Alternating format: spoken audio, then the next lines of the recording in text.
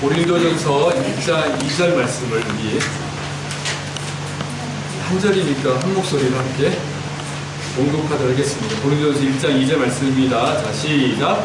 고린도에 있는 하나님의 교회 곧 그리스도 예수 안에서 거룩하여지고 성도라 부르심을 받은 자들과 또 각처에서 우리의 주 곧 그들과 우리의 주 되신 예수 그리스도의 이름을 부르는 모든 자들에게 아멘. 할렐루야.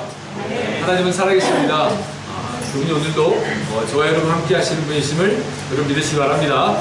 우리 늘 그렇듯이 앞뒤 잡아 인사합니다. 하나님 당신을 참 사랑하십니다. 하나님 당신을 참 사랑하십니다. 그렇게 축복하는 거예요. 하나님이 당신을 통해 놀라운 일을 이루실 겁니다. 자, 시작. 하나님이 당신을 통해 놀라운 일을 이루실 겁니다. 아멘. 여러분, 우리는 하나님의 말씀, 성령의 감동으로 기록된 성경을 우리가 믿습니다. 그런데 오늘 우리는 이 성경을 얼마나 알고 있는지 우리 한번 점검해봐요. 오늘 간단하게 성경에 대해서 전체적인 내용을 사건과 인물을 중심으로 간단하게 우리가 요약해보면서 오늘 이 시대에 다시 성도답게 살아내기 위해서 우리들이 생각하고 나아가야 할 것은 무엇인지 한번 찾아보도록 하겠습니다. 한번 성경을 간단하게 한번 쭉 우리가 요약할 테니까 한번 잘 살펴보십시오. 한번 여러분 잘 들으시고 한번 여러분도 생각해 보세요. 먼저 성경에서 가장 중요한 게 뭐죠? 천지창조가 하나님. 천지창조가 시작됐고, 그리고 완성이 됐고, 사람이 이제 창조되었죠. 그리고 천지창조 이후에 어떤 일이 벌어지죠? 아담과 하와가 선악과를 따먹은 타락. 천지창조와 타락이 시작돼요. 아담과 하와 선악과 사건이죠. 그러고 난 다음에 그들은 에덴에서 추방되죠. 그리고 이제 하나님은 그럼에도 불구하고 국률과 자비를 베풀어주셔서 이제 그들을 지켜주십니다. 그러면서 이제 가인과 아벨이 등장합니다. 가인이 아벨을 죽인 인류 최초의 살인사건이 일어나죠. 왜요? 하나님께서 아벨의 제사를 받으시고 가인의 제사를 받지 않으니까 가인이 시기해서 아벨을 죽입니다. 그리고 하나님께서 이제 아담과 하와를 이루하기 위해서 가인과 아벨, 그리고 이제 아벨 대신에 셋이라는 아들을 줍니다. 그리고 이 셋이 또 아들을 낳았는데 이제 에노스라고 사람이 죽을 수밖에 없는 존재라는 사실을 깨닫게 됩니다. 왜냐면 그 당시에는 이제 뭐 900년은 기본적으로 살았으니까 사람은 안 죽는다는 생각을 했는데 이제 에노스가 나오면서 그 주변에 이제 사람이 죽는 걸 셋이 봐요. 사람도 죽구나. 그 죽음에 대한 공포, 그때부터 하나님을 다시 찾기 시작합니다. 그래서 또 인류가 번창해요. 그리고 난 이후에 어떤 일이 벌어지죠? 노아의 홍수가 있어요. 노아의 홍수. 그죠? 노아의 가족을 택해서 하나님께서 그 방주를 짓게 하시고, 그리고 노아의 가족에는 인류를 홍수로 심판하시는 사건이 나타납니다. 그리고 성경은 이제 인류가 또 노아의 후손들로 해서 막 번성하고 있는데 그들이 또 스스로 높아지고 교만해지면서 바벨탑을 쌓아요. 바벨탑 사건이죠. 우리가 잘 알고 있는. 그래서 인류를 언어가 여러 가지 언어를 만드시면서 흩으세요. 이 바벨탑 사건. 그러면서 우리가 이제 잘 아는 아브라함과 이삭과 야곱이 등장합니다. 아브라함을 통해서 하나님이 믿음의 사람으로 그를 택하시고 이제 이삭과 야곱, 그리고 이제 요셉을 통해서 이집트로 아브라함의 후손들 이삭과 야곱의 후손 이스라엘을 이집트로 이제 들어가게 하시죠. 그러면서 이제 요셉이 죽고 난 이후에 요셉을 알지 못하는 이집트의 황제 파라오, 이 파라오가 유대인들을 이집트의 노예로 삼잖아요. 그래서 이 이집트의 노예 기간이 약 430년. 그리고 이 430년이 지난 후에 모세가 등장해서 이스라엘 백성들을 출애굽시키잖아요. 이집트에서 구원해요. 그리고 이제 광야에서 40년을 보냅니다. 홍해 바다를 건너고 이제 광야에서 40년을 보내요. 그리고 난 다음에 가나안 정복 전쟁이 시작되죠. 누구와 함께? 여호수아와 갈렙, 여호수아 시대. 그리고 이제 여호수아가 또 이 요단강을 건넜던 또 하나님 함께했던 세대들이 죽고 난 이후에 성경은 이제 사사기가 사사들이 들려요. 사사들. 그들이 하나님께 범죄합니다. 그리고 하나님께서 그들에게 징계를 내요. 심판을 내요. 그럼 그들이 해결을 합니다. 그래서 하나님이 사사를 보내서 그들을 구원해주는 사사. 사사기 이후에 이제 어떤 인물이 등장하죠. 사무엘과 이제 사울왕과 다윗과 이런 왕정 시대가 그러면서 이제 사무엘 상하, 열왕기 상하, 역대 상하가 펼쳐지죠. 이스라엘의 이제 백성들이 나라가 되고. 그런데 또 이제 이스라엘 백성들이 이스라엘 나라가 남과 북으로 또 나눠지면서 어떤 일이 벌어지죠. 그들에게 또 범죄합니다. 그러니까 하나님께서 선지자를 보내셔서 그들에게 말씀하시고 돌이키게 합니다. 이게 바로 우리가 아는 선지시대, 대선지, 소선지 시대가 등장하고, 그래서 그게 말라기까지 가는 거예요. 말라기까지. 그러면 그 안에서 하나님께서 메시아를 보내신다, 메시아를 보내실 것이다 라고 이야기를 하고, 이 말라기 이후에 400년 동안 하나님의 응답이 없으시다가 이제 우리가 잘 아는 신약으로 넘어오죠. 사복음서, 예수님이 탄생하시고 예수님이 인류의 죄를 대신 지고 십자가에 달려 돌아가시고 3일 만에 부활하신 후에 또 40일 동안 제자들과 함께 하시고 또 승천하십니다. 그 전에 이제 보혜사를 보내주시고, 이게 사복음서의 내용이에요. 신약의 내용입니다. 그리고 이제 사도들의 행전, 사도행전이 시작되죠. 사도행전은 어떤 내용입니까? 신약의 역사서죠. 이제 사도행전 2장에 성령 강림 사건이 있은 후에 이제 예수님의 부활을 경험하고 성령 강림과 성령을 경험한 제자들이, 베드로와 요한과 이제 여러 제자들이 강하고 담대하게 복음을 증거하는 사도들이 복음을 전하는 역사들이 나타나고, 그때 이 성령의 시대가 도래하고, 그러면서 교회가 세워집니다. 예루살렘 교회, 안디옥 교회. 그러면서 이제 성령의 시대는 그 교회의 시대로 이어지고, 성령의 시대가 교회의 시대고, 오늘날 우리가 잘 아는 신약의 시대가 우리의 시대예요. 그게 이제 사도행전 이후에 이제 교회들에게 보내는 서신서들, 로마서부터 시작해서 쭉 이어진 서신서, 그리고 이게 요한계시록까지 이어집니다. 이렇게 성령이 한 줄을 쫙 유효하게 될 수 있어요. 여러분, 우리가 성경을 간단히 살펴봤는데 그 중점에 오늘 이 시대는 어떤 시대라고요? 오늘 이 시대는 바로 교회의 시대요, 성령의 시대. 교회가 중요합니다. 여러분, 기독교 강요라고 있습니다. 기독교 장깔뱅이 기독교 강요를 만든, 기독교 가장 기본적인 진리에 대해서 루터가 종교개혁이 1세대를 간다면 이제 이 루터의 뒤를 이어서 깔뱅이 종교개혁을 완성했다라고 우리가 할 수 있는데, 그 중심이 바로 기독교 강요라는 책입니다. 그 기독교 강요의 중심 내용이 뭔지 아십니까? 첫 번째가요, 쉽게 이야기하면요, 하나님, 두 번째가 예수님, 그리고 성령님, 그리고 교회에 대한 이야기로 종지부를 찍어요. 그러니까 여러분, 저와 여러분이 살아가는 이 시대가 성령의 시대고 신약의 시대고 교회의 시대라는 사실을 우리가 알아야 돼요. 그렇다고 한다면 오늘 우리가 그리스도인으로 이 시대를 살아갈 때 다시 성도다움을 해나갈 수 있는 길은 교회가 무엇인지를 알아야 돼요. 여러 가지가 있겠죠. 그러나 무엇보다 먼저 교회가 무엇인가? 왜냐하면 우리가 이 대한민국 현실과 유럽의 현실을 우리가 살펴보고 있으면 유럽은 거의 다 교회가 무너졌다라고 이야기합니다. 이제 예수 믿는 사람보다 예수 안 믿는 사람이 이 유럽 땅에는 더 많아졌어요. 그래서 여러분, 유럽은요, 기독교 국가가 아닙니다. 유럽은 이제 선교지가 되었어요. 여러분 잘 아는 것처럼 여러분 성당에 가보십시오. 교회들을 가보십시오. 다 관광지가 되었고요. 우리가 익히 알고 있는 것처럼 영국의 여러 성당들은 술집이 됐고요. 거기가 이제 모슬렘들이 이제 사가지고 모스크가 됐습니다. 그런데 이 유럽 땅에, 특별히 프랑스 땅의 개신교인들은 정말 아무리 우리가 보아줘도 2%를 넘지 않아요. 정말 여러분, 개신교인들은요 1% 미만이라고 지금 이야기를 해요. 프로테스탄트. 지금 이러한 시대에 우리가 지금 살아가고 있는데, 또 한국교회를 이야기하면 교회가 타락했다, 목회자가 타락했고 성도들이 타락했다, 그래서 교회를 요즘 젊은 세대들이 부정하고 다니지를 않고 예수님은 훌륭한 걸 알겠는데 교회와 성도들은 아닌 것 같더라 이야기를 해요. 여러분 어떻게 생각하고 있습니까? 여러분, 이 시대에 우리가 정말로 교회가 무엇인지를 다시 알아야 돼요.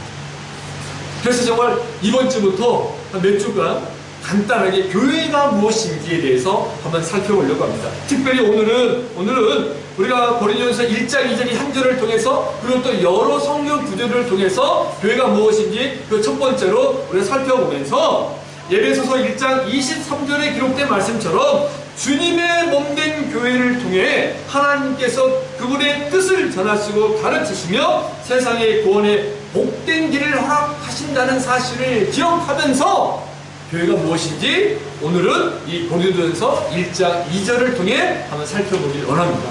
자, 먼저 1장 2절을 보시면 고린도 교회에 사도 바울이 보내는 편지예요.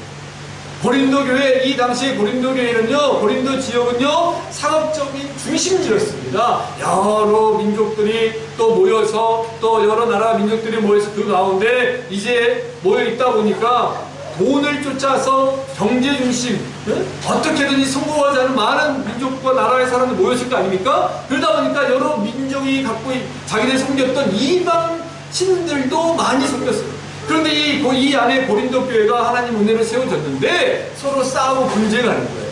그러면서 이 고린도 교회를 향해 사도 바울이 편지를 쓰면서 가장 먼저 2절에 이렇게 이야기하고 있어요. 고린도에 있는 뭐라고요?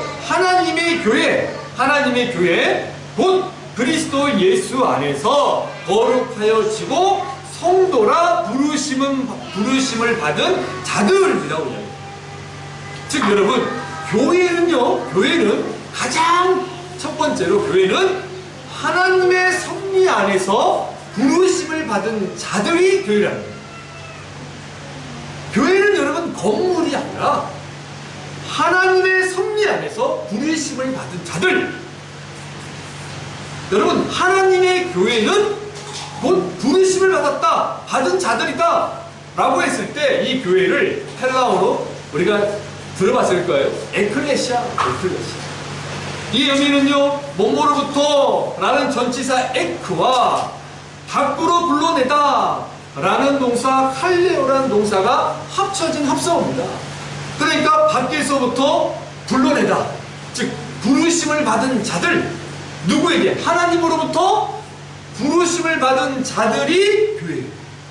그러니까 우리가 잘 아셔야 돼요. 우리가 예수님을 구주로 믿고 교회에 올 수 있는 것 한두 번 놀러 올 수는 있겠지만 하나님의 부르심과 특별한 섭리가 아니면 이 자리에 올 수가 없는 겁니다. 그러니까 교회는 먼저 부르심을 받은 자들이에요. 그래서 다시 한번 여러분 기억했으면 좋겠습니다. 우리가 일반적으로 생각하는 교회는 건물이 아니다. 하나님께서 밖에서부터 하나님을 알지 못하는 이 세상에서부터 하나님께서 택하시고 불러낸 자들이 바로 교회다. 그래서 여러분, 에베소서 1장 4절과 6절 말씀은 이렇게 기록하고 있어요. 한번 함께 읽기를 원합니다. 자, 에베소서 1장 4절 6절입니다. 자, 시작. 곧 창세전에 그리스도 안에서 우리를 택하사 우리로 사랑 안에서 그 앞에 거룩하고 흠이 없게 하시려고 그 기쁘신 뜻대로 우리를 예정하사 예수 그리스도로 말미암아 자기의 아들들이 되게 하셨으니 이는 그 사랑하시는 자 안에서 우리에게 거저주시는 바 그의 은혜의 영광을 찬송하게 하려는 것이라. 아멘. 에베소서 1장 4절과 6절에 보시면 곧 창세전에 천지만물이 지어지기 전부터 그리스도 안에서 하나님이 우리를 택하셨다는 거예요. 예수 믿는 사람들을 택하셨다는 거예요. 그 사랑 안에서 그 앞에 거룩하게 흠이 없게 하시라고 그 기쁘신 뜻대로 우리를 예정했다. 그리고 예수 그리스도로 말미암아 자기의 아들들이 되게 하셨다라고 이야기합니다. 이 하나님의 놀라운 섭리와 은혜 가운데 우리가 그리스도인이 된 거예요. 우리가 예수를 구주로 믿게 된 겁니다. 그래서 저와 여러분들이 교회 된다는 것은 하나님께서 밖에서부터 믿지 않는 세상에서부터 우리의 이성을 초월하여 일하시는 하나님의 놀라운 섭리와 주권적인 방법으로 우리를 부르십니다. 여러분, 이해가 잘 안 될 거예요. 근데 저는 여러분들이 이 하나님이 주시는 지혜로 이 사실이 믿어지기 바랍니다. 이건 강요하는 게 아니에요.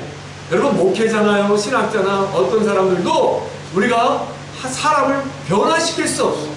성령님께서 그들을 만지시고 그들 가운데 역사에 변화되는 거고, 다만 목회자나 우리 주위에 먼저 믿은 그리스도인들은 온 힘을 다해서 하나님을 전할 뿐입니다. 그런데 누가 예정됐고 누가 택함을 받았는지 우리는 알 수 있다 없다? 없어요. 사도 바울도 이야기합니다. 우리가 하나님의 놀라운 지혜를 다 측량할 수가 없어요. 그런데 인간은 그 하나님의 놀라운 지혜와 하나님의 섭리와 정말 그 신비하고 오묘함을 우리 인간의 지식으로 이해하고 설명하려고 보니까 오류가 생기는 겁니다. 오류가 생겨요. 근데 우리가 이걸 인정하지 않잖아요. 왜? 우리는 꼭 설명돼야 되고 이해가 돼야 됩니다. 여러분, 사람을 다 정의 내릴 수 있어요. 때때로 우리가 이해되지 않고 설명되지 않는데 믿어지고 느껴지고 받아지잖아요. 근데 우리는 진실되지 않게 우리의 마음을 우리가 스스로 속이잖아요. 그렇지 않습니까? 말하지 않아도 감정을 보면 우리가 느껴지고 알아지지 않습니까? 어떻게 설명해요? 우리가 이 땅을 살아가면서 이해되지 않는 것들이 너무나 많아요. 근데 여러분, 때때로 하나님께서 이해되지 않는 일들이 우리에게 믿음으로 주셔서 악cep될 때가 있다는 사실을 기억하시기 바랍니다. 먼저 교회는 여러분 하나님의 섭리 안에서 부르심을 받은 자입니다. 자, 그러면 여러분 2절을 다시 한번 봐보세요. 그리스도 예수 안에서 거룩하여지고 성도라 부르심을 받은 자들이라고 이야기하고 있는데, 사도 바울은 고린도 교회 성도들을 향해서 교회는 하나님께로 부름받은 자들이다. 그렇다면 어떻게 부르심을 받았다고 말씀하고 있는지 어떻게? 여러분, 거룩한 성도들의 모임. 자, 예수 그리스도 안에서 거룩하여지고 성도라고 우리가 부르심을 받는 거예요. 그러니까 교회는 부르심을 받은 자들의 모임인데, 거룩한 성도로 부르심을 받은 자들의 모임이라는 거죠. 근데 우리가 어떻게 거룩해지세요? 어떻게 우리가 부름받은 성도임을 알는 거예요? 여러분, 성경은요, 우리가 거룩해질 수 있는 유일한 방법은 오직 예수 그리스도를 구세주로 믿는 믿음 외에는 없다라고 해요. 왜요? 우리는 아담과 하와의 이 선악과 사건, 인류의 하나님에 대한 불순종과 죄로 말미암아 죽을 수밖에 없는 존재였고, 우리는 그 이후로 아담의 후손으로 다 죄인이고 완전하지 않습니다. 근데 이 죄인이 어떻게 깨끗해지고 완전해질 수 있는가? 그것은 바로 예수 그리스도를 믿는 믿음에는 없다. 그래서 여러분, 마태복음 16장 16절 18절을 보시면요, 이렇게 이야기합니다. 우리 함께 읽어볼까요? 마태복음 16장 16절 18절입니다. 자, 시작. 시몬 베드로가 대답하여 이르되 주는 그리스도시요 살아계신 하나님의 아들이시니이다. 예수께서 대답하여 이르시되 바요나 시몬아, 내가 복이 있도다. 이를 내게 알게 하기는 흙이 아니요 하늘에 계신 내 아버지시니라. 또 내가 내게 이르노니 너는 베드로라. 내가 이 반석 위에 내 교회를 세우리니 음부의 권세가 이기지 못하리라. 아멘. 여러분, 예수님께서 제자들에게요, 자신이 누구냐라고 묻습니다. 그때에 베드로가 자신도 모르게 하나님이 주신 지혜의 은혜로 답한 게 이 본문입니다. 그것이 바로 주는 그리스도시다. 살아계신 하나님의 아들입니다. 라고 고백해요. 이 고백, 이 믿음이 세상을 만든 유일한, 우리가 주는 그리스도시요 살아계신 하나님의 아들입니다. 우리의 구세주를 믿습니다. 이걸 우리가 온 마음으로 고백하리. 즉, 예수님이 우리의 죄를 사하시기 위해 이 땅에 오신 메시아이다. 그분만이 구원자이다. 그분은 하나님의 아들이라는 사실을 고백하고 믿는 이들에게 제사함의 은혜가 있고, 이것이 바로 구원입니다. 이 외에는 우리가 거룩해질 수 있는 방법이 아무것도 없어요. 그러니까 우리가 알지 못하지만 하나님의 특별한 섭리 안에서 부름받은 자들이 내가 부름받았고 구원받은 백성이라는 사실을 알게 되는 것이 이 고백인 우리가. 그러면서 이 믿음과 함께 때때로 흔들리기도 하죠. 왔다 갔다 하기도 하죠. 당연합니다. 때때로 내가 믿는 게 사실인가, 내가 구원받은 게 사실인가 라고 이야기하지만, 우리가 이 고백할 수 있는 이 고백은 아무나 결코 할 수 없어요. 물론 여러분 계획적으로 할 수도 있겠죠. 형식적으로 할 수도 있겠죠. 그러나 진심을 다해서 내가 주는 그리스도다, 하나님은 살아계신 아들이다, 예수님은 하나님의 살아계신 아들이다 라고, 메시아다 라고 고백할 수 있는 것은 불가능합니다. 하나님께서는 이야기합니다. 요한복음 또 1장 12절 13절에 이렇게 이야기해요. 영접하는 자 곧 그 이름을 믿는 자들에게는 하나님의 자녀가 되는 권세를 주셨으니 이는 혈통으로나 육정으로나 사람의 뜻으로 나지 아니하고 오직 하나님께로부터 난 자입니다. 영접하는 자, 우리가 그를 믿고 신뢰할 때 그 이름을 믿는 자들, 하나님의 자녀가 되는 권세를 주셨는데, 이것은 혈통으로나 육정으로 사람의 뜻으로 될 수 있는 것이 아니고 오직 하나님께로부터 난 자들이다. 그러므로 저와 여러분들이 베드로처럼 고백하고 세례를 받고 이 자리에 있다고 한다면, 이건 하나님의 놀라운 섭리 안에서 이루어진 것임을 우리가 깨달아야 돼요. 다시 한번 이야기합니다. 이 가운데 때때로 의심이 들고 흔들릴 때가 있습니다. 그러나 하나님께서 택하시고 구원하시고 예정하신 이 계획은 불변합니다. 바뀌지 않습니다. 하나님이 여러 가지 시행착오를 거치게 하겠지만 반드시 다시 돌아오게 해요. 우리 에베소서 1장 7절 말씀을 함께 있습니다. 에베소서 1장 7절 말씀입니다. 자, 시작. 우리는 에베소서 1장 7절 말씀. 자, 제가 있습니다. 우리는 그리스도 안에서 그의 은혜의 풍성함을 따라 그의 피로 말미암아 속량고 제사함을 받았다. 사랑하는 여러분, 오늘 이 사실을 믿습니까? 이 믿음의 고백과 베드로의 신앙 고백 위에 예수님께서 내 교회를 세우시겠다라고 얘기합니다. 내 교회, 에클레시아, 내 교회를 세우시겠다. 그러므로 여러분, 교회는 예수 그리스도를 믿고 제사함을 받은 자, 이 땅에서 여전히 죄를 짓고 살아가고 있지만 예수님의 십자가 보혈로 인해 죄 없는 자로 여김을 받아 거룩하여진 하나님의 자녀들, 즉 저와 여러분 성도들이라. 여러분 이해하시겠습니까? 교회는 건물이 아니라 이렇게 거룩한 성도로 부름을 받은 자들이 그리고 저와 여러분이 교회다 라고 성경은 이야기를 하고 있습니다. 그래서 여러분, 교회는 저와 여러분들에게 주신 은혜가 있습니다. 우리 고린도전서 3장 16절 17절 말씀을 또 함께 있습니다. 자, 시작. 너희가 하나님의 성도인 것과 하나님의 성령이 너희 안에 계시는 것을 알지 못하느냐. 누구든지 하나님의 성전을 더럽히면 하나님이 그 사람을 멸하시리라. 하나님의 성전은 거룩하니 너희도 그러하리라. 아멘. 이 성도들이 저와 여러분, 하나님의 부르심으로 구별하심을 받은 거룩한 성전이며 성령이 우리 안에 함께 계신다는 사실을 여러분 반드시 기억하기 바랍니다. 그러므로 여러분, 저와 여러분들이 시시한 존재들이 아니에요. 너무나 대단한 사람들입니다. 다시 성도다움을 회복하면서 이 존귀함을 세상에 드러나기를 원합니다.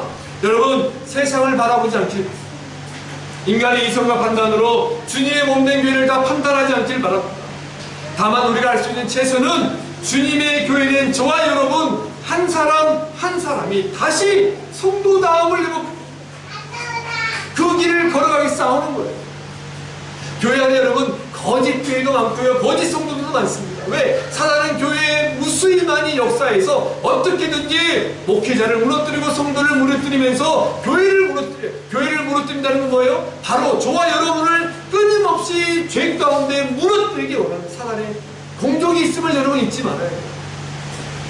이러한 때일수록 우리는 다시 우리를 위해 십자가에 달려 돌아가신 주님을 기억하고 주께서 주신 말씀을 따라서 이 안에, 우리 안에 성령께서 함께 하신다는 사실을 기억하면서 하루하루 싸워가는 것, 이것밖에 없습니다.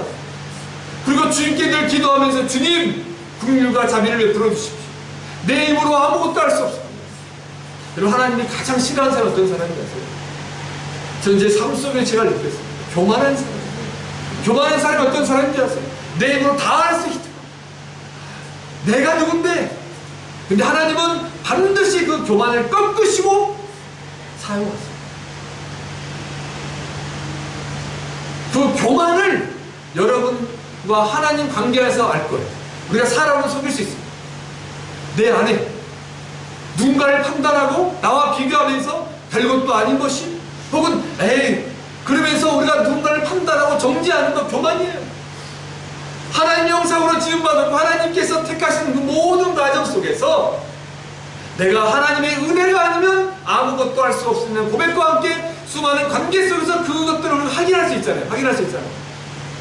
우리가 교회라고 한다면 우리의 삶을 통해서 주님의 은혜와 역사를 드러내고, 또 앞서 이야기했던 것처럼 하나님께서는 교회를 통해서 하나님의 영광을 드러내고 교회를 통해서 하나님의 능력을 드러냈을 때 건물이 아니라 저와 여러분 한 사람 한 사람을 통해서 주님의 몸된 교회를 통해서 하나님의 위대한 구원의 역사가 지금도 이루어지고 있는데, 그 이루어짐을 보기 원한다면 우리는 늘 말씀 앞에서 겸손해야 되고 그 말씀대로 내 삶 속에서 적용해가는 연습을 끊임없이 진행해 가야 돼요.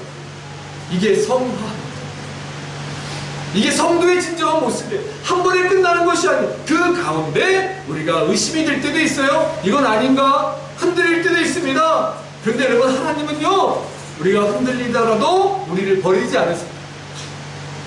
마치 사랑하는 자녀가 딴 길로 간다고 해서 그 자녀를 넌 내 자식 아니야 라고 말하지 않잖아요. 어떻게 되니 부모님은 얼레고 설레기도 하지만 또 때때로 오래 참아주시고 기다림으로 그 자녀가 돌아올 때까지, 철이 일 때까지 하나님이 그 자녀를 위해서 부모가 기도하듯이 예수 그리스도가 우리를 위해 중보하고 있다는 사실, 성령께서 우리의 길과 걸음을 끊임없이 지키고 있다는 사실을 여러분 기억하시기 바랍니다. 간단합니다. 오늘 고린도전서 1장 2절에 교회는, 다시 한번, 교회는 뭐라고요? 거룩하게, 자, 본문을, 성경을 보고 이야기하고 있어요. 성경을 보고, 우리 고린도 1장 2절을 보고, 자, 하나님의 교회 곧 그리스도 예수 안에서, 그리스도 예수 안에서요, 거룩하여지고 성도라 부르심을 받은 자들이다. 이게 교회다. 잊지 마세요, 여러분. 그리스도 예수 안에서 우리의 제사함을 받고 거룩하여 구별된 성도라고 밖에서부터 부르심을 받은 자들이 바로 교회다. 교회입니다. 자, 그리고 또 사도 바울은 이렇게 이야기하고 있어요. 성도라 부르심을 받은 자들과 또 각 처에서 우리의 주 곧 그들과 우리의 주 되신 예수 그리스도의 이름을 부르는 뭐다? 모든 자들에게. 그러므로 여러분, 교회는요, 교회는 예수 그리스도를 경배하는 모든 자들, 교회는 예수 그리스도를 부른다, 경배하는 모든 자들인데, 오늘 본문에 보시면요, 한번 잘 가보세요. 우리가 어느 때 주님을 부릅니까? 우리가 어느 때 주를 불러요? 앞서 여러분 성경 전체를 이야기할 때 셋이 아들을 낳는데 아벨 대신에 준 셋이 아들을 낳아요. 근데 그 아들의 이름을 에노스라 그래요. 에노스라. 앞서 얘기했죠. 에노스가 무슨 뜻이라고? 사람은 죽을 수밖에 없는 존재예요. 사람이 막 900살 사니까 안 죽는 거예요.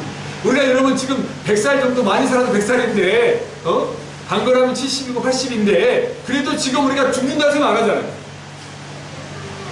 죽는다는 생각 안 하지 않습니까? 그렇잖아요? 우리 그 안나자매님 죽는다는 생각을 좀 삽니까? 어떻게 하면 일을 잘해서 어떻게 뭔가 어떻게 하면 내 아이를 잘 키울까 생각하면서 우리 죽는 존재인데 죽음을 생각하지 않아요? 근데 그 당시에 여러분 900살이잖아요. 기본 평균이 900살이야. 근데 사람이 죽는 줄 몰랐어요. 그런데 셋이 본 거예요. 사람이 죽는구나. 그러면서 그의 아들 이름을 에노스라 지은 거예요. 그때부터 성경은 분명히 얘기합니다. 그때부터 사람이 하나님을 부르죠. 내물할 수 없는 문제들, 연약함을 발견했을 때 부릅니다. 그러므로 여러분, 주께서 거룩한 성도로 부르신 이 교회, 즉 저와 여러분의 삶 속에 때때로 삶의 문제가 있고 어려움이 있어서 우리가 주님을 부르고 주님을 의지하고 나아간다는 것은 문제가 아니라 축복이고 은혜라는 사실을 알아요. 우리가 교회니까 우리 안에 성령께서 함께 하시고 우리를 지키시고 늘 주님이 인도하시는데, 우리가 인간의 연약함으로 인해서 교만해지고 하나님을 의지하지 못하고 살아갈 때 하나님이 때때로 삶의 문제를 가지고 위기를 주시고 그로 인해서 더 기도하게 하시고 겸손하게 하시고 주님을 바라보고 의지할 수 있도록 하나님 만드시고, 요즘 갑자기 미국 사람들이 유럽 여행을 많이 온대잖아요. 왜요? 유로와 달러가 동일해졌어요. 1달러에 1유로가 돼버렸어요. 그러다 보니까 오히려 1달러에 1유로면 유럽 사람들은 미국 사람 유럽 여행이 좋은 거죠. 근데 1달러에 환율이 올라갔잖아요. 한 200원 정도 오른 것 같아요. 문득 이 지금 상을 바라보면서 유로 좀 떨어졌어요. 유로는 우리. 네? 근데 제가 청년 때 유학할 때 IMF가 왔거든요. 그때 IMF가 와가지고 환율이 막 올라가서, 그때는 제가 프랑스에서 파리에서 유학할 때는요, 프랑스 프랑. 근데 이 캐나다라든지 달러가 막 올라가니까요, 와, 정말 2배 이상이 막 뛰니까 정말 유학 보낸 이 부모님 힘들었거든요. 막 철수하고 미국에서 먼저 철수하고 그랬는데, 지금 미국 유학 보는 학생들 부모들 갑자기 막 충격받고 지금 염려될 겁니다. 이런 때에 갑자기 왜 이 코로나 팬데믹 이후에 또 이런 문제가 생기고 또 막 금리를 올리고 캐나다도 올리고 이런 경제적인 상황 봐도 지금 우리가 해야 될 일은 뭐냐면, 위기가 왔구나. 그럼 이러한 때에 우리는 지금 깨닫고 먼저 하나님께 엎드리고 기도해야 됩니다. 하나님, 이러한 상황 속에 우리가 먼저 더 교회다움을 회복하게 도와주시고 성도다움을 회복하게 도와주시고 인간적인 생각과 방법을 내려놓고 하나님의 삶을 통해서 믿음의 눈으로 바라볼 수 있도록 붙잡아 주십시오라고 주님의 이름을 부르며 나아가는 거예요. 그래서 여러분, 우리가 주님의 이름을 부른다 라고 했을 때 보통 2가지 의미로 불러요. 첫 번째가 뭐냐면, 그분만이 구원자이며 문제를 해결할 수 있는 분이라는 믿음을 가지고 불러요. 그죠? 도와주세요. 우리 자존심을 꺾고 도와주세요. 그때 하나님이 도와줍니다. 그때 하나님 기다리세요. 하나님. 그때 하나님이 도와줍니다. 그리고 둘째, 그들이 예수님을 경배하고 예배자의 삶을 살아갑니다. 자, 우리가 예수님을 부른다, 주님을 부른다, 도움을 청할 때입니다. 그리고 도움을 청한 내 신앙의 고백과 함께 하나님을 찬양하고 예배하는 그 의미가 담겨있습니다. 그러므로 2절에 기록된 부르는 자라는 말에는요, 예수님만을 믿고 의지하며 그분만을 경배하는 자라는 의미도 포함되어 있어요. 자, 그러면 여러분들 훌륭하니까 한번 다시 한번 정리해 봅시다. 오늘 어렵지 않고 쉽게 지금 이야기하는데, 교회는 교육한 거룩한 성도로 부르심을 받은 자들, 건물이 아니다, 오히려 사람이다, 예수 그리스도 안에서 거룩한 성도로 부르심을 받은 자들이 교회이며, 또한 교회는 뭐다? 하나님을 주라고 고백하고 예수를 주라고 고백하고 온전히 그분만을 찬양하고 예배하는 모든 자들이다. 모든 자들. 이게 신학적인 용어로 좀 복잡하고 어려운 말들이 있습니다. 그런데 여러분, 이게 교회예요. 고린도 교회만 교회가 아니라 지금 저와 여러분이 교회고, 우리는 지역교회로서 전 교회 중에 우리는 하나의 또 지역교회로서 각각 흩어져 있는, 우리가 알지 못하지만 각각 흩어져 있는 모든 지역에서 예수 그리스도를 주라고 고백하고 그분만을 믿고 찬양하고 예배하는 모든 성도들, 모든 사람들이 교회다 라고 하십니다. 사랑하는 여러분, 주님이 저와 여러분들을 교회로 불렀을 때 우리는 예배소서 1장 6절 말씀을 다시 한번 기록해요. 사랑하신 자 안에서 우리에게 거저 주시는 바 그의 은혜의 영광을 찬송하며 살아가자. 그러면 교회가 되게 하신 목적은 뭐냐면, 하나님의 은혜와 영광을 찬송하며 살아가는 거예요. 즉, 저와 여러분이 주님의 몸된 교회고, 이 장소가 필요해서 우리 프랑스 그루노블 선한 열매교회 이 교육관 안에서, 또 우리가 여름에 지나면 또 프랑스 교회에서 예배 드리는데 어떤 예배 당이죠, 예배 장소죠. 그런데 저와 여러분을 부르신 목적은 인간을 지으신 하나님의 목적과 동일하게 하나님을 영화롭게 하고 하나님을 찬양하는 거예요. 그러면 저와 여러분의 삶 속에서 하나님의 놀라운 구원의 역사를 경험하기를 원하고 하나님의 은혜를 받기 원한다면 내 삶 속에서 그분의 은혜와 영광을 찬송하고 높이는 삶, 그 가운데 하나님의 역사가 있습니다. 그러므로 사랑하는 여러분, 이 시대에 교회가 회복되어야 산다, 교회가 개혁되어야 한다 라고 이야기했을 때 결국 주님의 교회를 이루는 각 지체인 저와 여러분이 먼저 변화되어야 되는 것이며 다시 성도답게 살아가는 것에서부터 시작된다는 사실을 여러분 기억하시기 바랍니다. 사랑하는 여러분, 때때로 우리가 이 믿음 없는 땅에서 믿음을 지키고 살아갈 때 힘들고 어려울 때마다 마태복음 8장 20절 말씀을 기억했으면 좋겠어요. 두세 사람이 모인 곳에 내가 함께 하리라, 이 말씀과 또 마태복음 16장 18절 말씀에 음부의 권세가 이기지 못하리라, 음부의 권세가 이기지 못하리라. 내가 이 베드로의 고백 위에 내 교회를 세울 텐데 음부의 권세가 어떤 악한 권세도 이 교회를 무너뜨리지 못하리라 라고 이야기한 이 약속의 말씀을 붙잡고 매일매일 다시 한번 말씀으로 돌아가고, 그래서 제가 주구장창 설교할 때마다 말씀을 붙잡고 살아내는 겁니다. 다시 교회다움을 회복해야 됩니다. 성도다움을 회복해야 됩니다 라고 외칩니다. 이것만이 우리가 살 길입니다. 이것만이 우리가 회복될 길이고 이것만이 성령의 역사를 경험할 길이며 이 마지막 시대에 하나님의 은혜를, 하나님의 구원의 역사를 전하는 축복의 통로로서의 삶을 살아가는 것, 다시 성도답게 교회의 다움을 회복합니다. 거룩한 성도로 부르심을 받은 자, 모든 어떤 각처에서도 하나님을 믿고 예수를 구세주로 믿고 찬양하고 예배하는 모든 자들, 이 교회다. 저와 여러분이 교회임을 여러분 기억하시면서 이번 한 주도 힘을 내어 당당하게 걸어가는 하루하루가 되기를 주님의 이름으로 축원합니다. 기도하겠습니다. 여러분